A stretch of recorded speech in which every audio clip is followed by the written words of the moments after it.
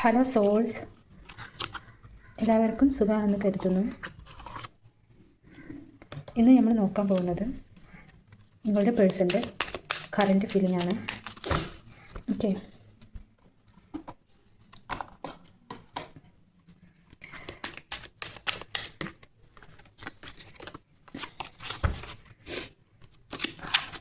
Okay, നിങ്ങളുടെ പേഴ്സൻ്റെ current feeling ആണ്.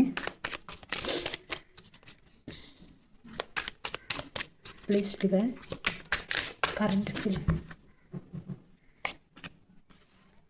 King of Swords, Six of Swords, Three of Pentacles, Queen of Pentacles, King of Pentacles, Justice, Five of Swords, Judgment. Bottom of the Ten of Cups, Two of Pentacles. റീഡിങ്ങിലേക്ക് എടുക്കാം.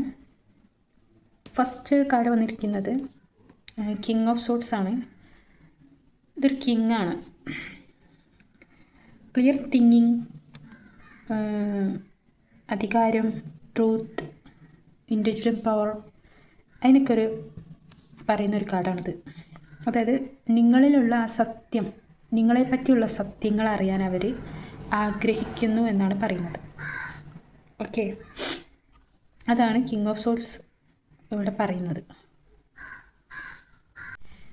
ഈ വ്യക്തി ഭയങ്കര ലോജിക്കലായിട്ട് ചിന്തിക്കുന്നൊരു വ്യക്തിയാണ്. Okay, നിങ്ങളുടെ person ലോജിക്കലായിട്ട് ഭയങ്കര ചിന്തിക്കുന്നൊരു person ആയിരിക്കാം. നല്ല knowledge ഉള്ളൊരു വ്യക്തിയും കൂടെ ആയിരിക്കാം, നല്ല അറിവുള്ളൊരു വ്യക്തിയും കൂടെ ആയിരിക്കാം. അപ്പോൾ ഇവിടെ നിങ്ങളെപ്പറ്റി അറിയാനാണ് അവർ ആഗ്രഹിക്കുന്നത്.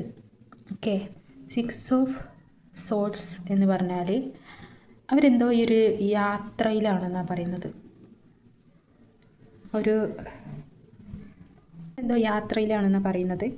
എന്തോ ഒരു യാത്രയിലേക്ക് ഒരു തയ്യാറെടുപ്പ് എന്നൊക്കെ പറയാം. അവർ നിങ്ങളിലേക്ക് തിരിച്ചു വരണം എന്നുള്ള ഒരു തോട്ട്സും കൂടെ ഉണ്ട്. ഓക്കെ, ത്രീ ഓഫ് പെൻറ്റിക്കിൾ എന്ന് പറഞ്ഞാൽ അവർ നിങ്ങളെപ്പറ്റി എല്ലാവരോടും അഭിപ്രായങ്ങൾ, അതായത് അവരുടെ ഫ്രണ്ട്സുകളോ അല്ലെങ്കിൽ അവരുടെ ആളുകളോടോ ഒക്കെ അഭിപ്രായങ്ങളൊക്കെ നോക്കുന്നുണ്ട്. അവരുടെ മീൻസ് അവരുടെ അഭിപ്രായങ്ങളൊക്കെ കേട്ട് അതിലുള്ളൊരു തീരുമാനം എടുക്കാമെന്നുള്ള ഒരു തോട്ട്സ്, അതാണ് ഇവിടെ പറയുന്നത്. ക്വീൻ ഓഫ് പെൻറ്റിക്കിൾ എന്ന് പറഞ്ഞാൽ അവരുടെ ഹൃദയത്തിൻ്റെ വാതിൽ, കണ്ട താക്കോൽ പിടിച്ച് നിൽക്കുന്നത്, അവരുടെ ഹൃദയത്തിൻ്റെ താക്കോൽ, ആ വാതിലിൻ്റെ താക്കോൽ അവരുടെ കയ്യിലാണ്. പക്ഷേ അത് നിങ്ങൾക്ക് തരണോ വേണ്ടോ എന്നുള്ളതാണ് അവർ നോക്കി നിൽക്കുകയാണ്. Queen of pentacle. ഓക്കെ, അങ്ങനെയുള്ളൊരു തോട്ടാണ് അവർ. അതായത് നിങ്ങൾ നിരീക്ഷിക്കുകയാണ്. അഥവാ നിങ്ങൾ തിരിച്ചു വന്നാൽ ഇത് നോ കോൺടാക്ട് സിറ്റുവേഷനുള്ള വ്യക്തികളുടെയാണ്, അല്ലാത്തവരുടേതല്ല. അതേപോലെ തന്നെ റെസനേറ്റ് ആയവർ മാത്രം എടുക്കട്ടോ. ഇവിടെ എന്ന് പറഞ്ഞാൽ ആ ക്യൂനെ നോക്കുകയാണ്, വിദൂരയിലേക്ക് നോക്കുകയാണ്, നിങ്ങളെയും നോക്കുകയാണ്. അവർ വിചാരിക്കുകയാണ് അവർ തിരിച്ചു വരുമോ, വന്നാൽ വലിയ ഒരു ആശ്വാസമായിരുന്നു എന്ന് അവർ ചിന്തിക്കുകയാണ്. കിങ് ഓഫ് പെൻറ്റിക്കിൾ എന്ന് പറഞ്ഞാൽ അവർ മണിപരമായിട്ട് കുറേ സ്ട്രഗിളിങ് ചെയ്യുന്നുണ്ടായിരിക്കാം. ആ ഒരു സ്ട്രഗിളിങ്ങിലൂടെ അവർക്കൊരു ജസ്റ്റിസ് വേണമെന്ന് ദൈവത്തിനോട് അവർ ആഗ്രഹിക്കുന്നുണ്ട്. നിങ്ങളുടെ കാര്യത്തിലും അവർ ആഗ്രഹിക്കുന്നുണ്ട് ജസ്റ്റിസ് വേണം. അതേപോലെ അതായത് കരിയർ അങ്ങനെയുള്ള സംബന്ധമായിട്ടുള്ള കാര്യങ്ങളിലൊക്കെ അവർ ഭയങ്കര ശ്രദ്ധ പുലർത്തുന്നുണ്ട്. അതായിരിക്കാം ഇടയ്ക്ക് നിങ്ങളുടെ തോട്ട്സും വരുന്നുണ്ട്. അവർ നിങ്ങളെ സപ്രസ് ചെയ്ത് വെച്ചിരിക്കുകയാണ്, അവരുടെ ഇമോഷൻസ് കാര്യങ്ങളൊക്കെ. പക്ഷേ എങ്ങനെ പറയണം, എങ്ങനെ തുടങ്ങണം എന്നുള്ളൊരു കൺഫ്യൂസ്ഡിലാണ് അവർ. പിന്നെ നിങ്ങൾ തമ്മിൽ ഒരുപാട് കോൺഫ്ലിക്റ്റ് കാര്യങ്ങളൊക്കെ ഉണ്ടായിട്ടുണ്ടാവാം. അതിന് നിങ്ങൾക്ക് ഹേർട്ടായിട്ടുണ്ടായിരിക്കാം. നിങ്ങളുടെ മാനസികാവസ്ഥ അവർ മനസ്സിലാക്കുന്നുണ്ടാവില്ല. അവരുടെ മാനസികാവസ്ഥ വേറെ ഇതാണ്. ഇവിടുത്തെ സിറ്റുവേഷൻ ഉണ്ടോ, ഇവിടെ നല്ല രീതിയിൽ വിളിച്ചാണ്, ഇവിടെ ഒരു മൂടിപ്പെട്ട ഒരവസ്ഥ. അപ്പോൾ നിങ്ങളുടെ സിറ്റുവേഷന് അവർക്ക് മനസ്സിലാവുന്നുണ്ടാവില്ല. ചിലപ്പം ആ ഒരു കാര്യത്തിൽ നിങ്ങൾ തമ്മിൽ കോൺഫ്ലിക്റ്റ് നടന്നിട്ടുണ്ടായിരിക്കാം, എന്തൊക്കെ അഭിപ്രായ വ്യത്യാസങ്ങൾ നടന്നിട്ടുണ്ടായിരിക്കാം. അതിനെ ചൊല്ലിയിട്ട് അവർ ജഡ്ജ്മെൻറ്റ് ചെയ്തുകൊണ്ടിരിക്കുകയാണ്. അതായത് അങ്ങനെ ഒന്നും എൻ്റെ ഭാഗത്തുനിന്ന് ഉണ്ടാവാൻ പാടില്ലായിരുന്നു, അങ്ങനെ ഉള്ളൊരു തോട്ട്.